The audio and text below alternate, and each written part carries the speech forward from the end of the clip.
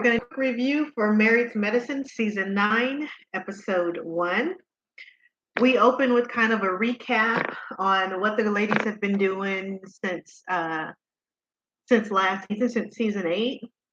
We see that Jackie and Simone's friendship has now begun to blossom. So they're on their way, headed to the office, and they kind of drop. Actually, I think they're on their way home from the office, and they drop by Jackie's house, and Cecil and Curtis, Jackie's husband, is they're kind of laughing and talking about, selling us a vehicle or a certain vehicle that was supposed to be sold by Curtis, but it wasn't sold. And so they kind of laugh and josh around. And the guys take off to the strip clubs for wings. And Jackie and Simone go in and kind of just, talk about their work day and things that are going on. And Jackie mentions a conference that she went to that informed her about a certain particular procedure called the O shot, which is supposed to increase. Kind of says Cecil, doesn't need any kind of lengthening quad and what's going on with her life. So her mom and her nephew has moved in, and they're kind of have a bit of a tear-jerking moment because Mason, who is Quad's nephew, gets in trouble at school for something, I guess lack of attention or something to that effect. And he said that he was thinking about his father, which is Quad's brother. And so that was kind of a eye-opening moment where you kind of see where a child is dealing with something. And it's not, when a child is engaged in school, it isn't always because they're, rambunctious or they're rebellious. Sometimes it's trauma that is taking place, and they're kind of figuring out how to deal with it. So they kind of share a moment there of vulnerability, which it was good to be able to see Quad opening up and just to see her tender side. So she's kind of, not even kind of, she's actually is taking care of her mom and her nephew, which I think is admirable. And so then we move on to Anila, and I have to say, and I love Quad's house, but Anila's house to me is just so gorgeous. The way that it's decorated, you can tell that they really took time and planning out what they got the right builders in there, the right architects in there, and the fact that she was able to furnish the home just through her blog, and I think she said it was $500,000 worth of furniture that she was able to mentioning the products, which I think is incredible and amazing. But just from the wall art to their bedroom to just, the home just to me is immaculate. And so we kind of see her daily routine, what she does blogging. We see her housekeeper, her kids, and everything's just moving very smoothly. I have to say this one thing about Anila is her house seems very familiar and very welcoming. Let's see here. Then we move on to Heavenly, and we get a glimpse on Gorgeous now, and to take her to do I guess like the driver's test, not driver's testing. I'm just take her driving just to prepare for her driver's test. And at some point, Quad stops by Heavenly's house, and so they have the conversation that Heavenly hasn't spoken to Contessa, whom was pretty much her almost a bestie, you can say that, in the friendship. And she was saying she wasn't sure why, and Quad kind of expresses to her, maybe things that she had said, or what. I don't know if it was in that particular scene or not, but just that Heavenly was hurt, and she wasn't sure why. And so we're kind of seeing where the episode is going. It's kind of building, and things are kind of being said that kind of leads on to what will take place later on in the season. Then we move on to, let's see here. Take a look at my notes there. So we go from Juan, and we move on to Toya and Eugene. Now, Bravo is kind of shady because they, how they kind of zoom in and they show you the person's house that we're getting ready to go in and, see what's going on in their life.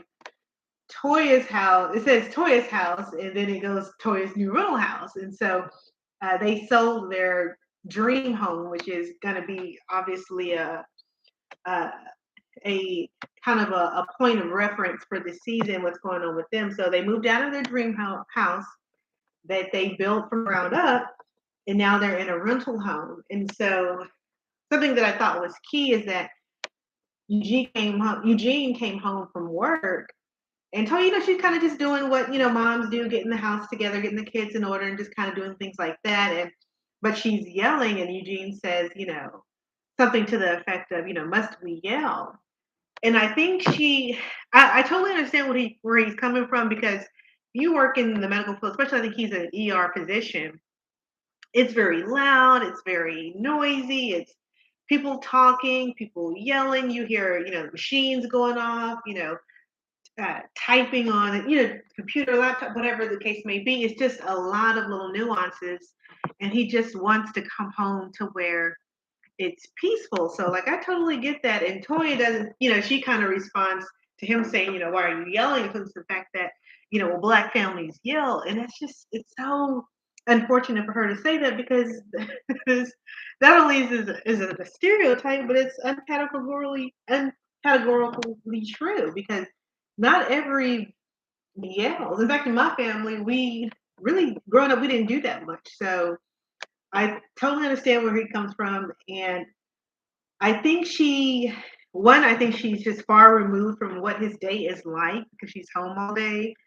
No disrespect, she's raising, their kids, but she's home all day. And so she doesn't really get, and I don't know how long it's been she hasn't worked it, but I'm assuming from probably the time they started having a family, having kids, that she probably hadn't worked. So maybe she's just kind of forgetful to how loud just being outside of your house can be, even just the traffic, the blowing of the horns. He just wants to come home just to kind of solitude and relax, and uh, just let some steam off. So we kind of get a picture of that. And then we move right on along.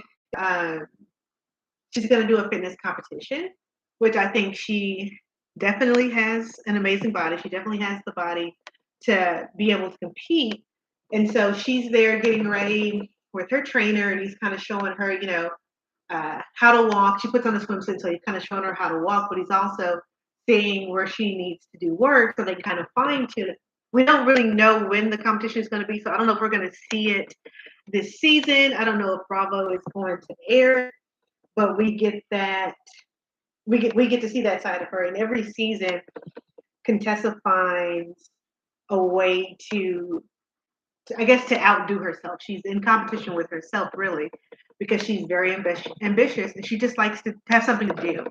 And that, some people say it's storyline. That could be for a storyline, but I think she's just the type of. I know people I'm kind of like a person like that, where you always find something to do, a new way to challenge yourself. Some people are just driven by an internal drive, and I think Contessa is just that person, to just always want to be doing something and just being positively better. So, just to recap the episode, we kind of get to a point to where everyone's meeting up at Anila's house for uh, what we would call like a housewarming or a house blessing. Um, and I think Anila's parents, they arrive in for the house blessing, and I find her mother to just be like very humorous, not intentionally so, but just the way I mean, yes, she has an accent, but it's just the way she puts things.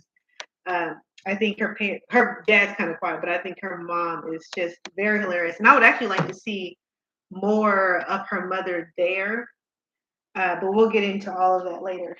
So they all meet up to Anila's housewarming. And again, the house is beautiful, so she's giving everyone the tour, and everything's just amazing and perfect. It's colorful, the scheme is great. And so the ladies kind of get up, and you can already kind of see where the division is, because Quad is with Contessa, Dr. Uh, Jackie and Dr. Simone, they're kind of, in their respective places. And I think uh, Heavenly is kind of having a conversation with Carrie, who's a former castmate. She was actually on the original cast of Married to Medicine, and Heavenly's kind of getting, I won't say upset, but maybe just slightly bothered at a particular woman speaking too closely and apparently probably too long to Dr. Damon, which I find interesting because Heavenly makes it seem like she has the perfect marriage. And not saying that she doesn't, because some people's marriages are actually good. Believe it or not, everyone deals with infidelity, those kind of issues. Some people just have a good relationship, and they picture me to be that kind of couple that just naturally have a good relationship. But I do find it interesting that in previous seasons as well, she kind of gets really uptight with Dr. Damon interacting with other women. And maybe that's just kind of a natural protective, wife thing where she just has to be cautious because he is a doctor and women, people, not just women, but people can sometimes be a little bit scandalous. So maybe she's just having a watchful eye just to make sure that nobody's trying to get on what she's got, right? End things here, not to keep you long. Uh, Everything was beautiful. This was probably one of the only events I've seen within the recent seasons where um, there wasn't some all out drama that was to be had. But again, this is the first episode. So you're recapping, you're seeing where everyone's at, what everyone is doing, and everything went off great. But I also have to say this. I noticed that when it's Anila's function or Anila's trip or whatever the case may be, it generally is a good vibe. You know, I think last season they had some sort of, I think it was like some sort of colorful, I think it was paintballs. It was some kind of, not actual paintballs, but it was some type of balls that were being thrown to kind of symbolize positivity or something to that effect. And outside of, that may have even been season before last, a former castmate, Lisa and Dr. Hellion got into it. But other than that, it's pretty much good vibes when it comes to Anila. I've noticed that. And maybe her house really just is just that blessed where she just is that cool, but she just kind of has a vibe about herself. She really doesn't bring drama. She's kind of relaxed, and you get that from Dr. Kieran. Like they're kind of just like that relaxed couple that you want to just kind of hang out and vibe with. So we kind of just get started just to seeing where everyone is in the season. But this is what I noticed though. When the guys were off talking and doing what they do, Dr. Damon had asked Scott where he and Contessa were because, in comparison to what happened last year, and especially at the reunion. And he said everything's fine, everything's pretty good. And then not Doctor, but Cecil kind of gives. Oh, I think that Cecil thinks he's like the Godfather or something. The way he kind of sits back with his cigar, and he's like, oh, marriage is like this, and it's ebbs and flows, and yes, I think that we're gonna get into some of that later on as the episodes roll by. But I think Cecil definitely feels like he's kind of got a edge up or leg up when it comes to marriage. He definitely comes off as uh, I'm the godfather of this. And so I'm excited to see where the season is going to go. We're going to end here, keeping you at 15. We'll see you for season, not for season, but we'll see you for episode 2.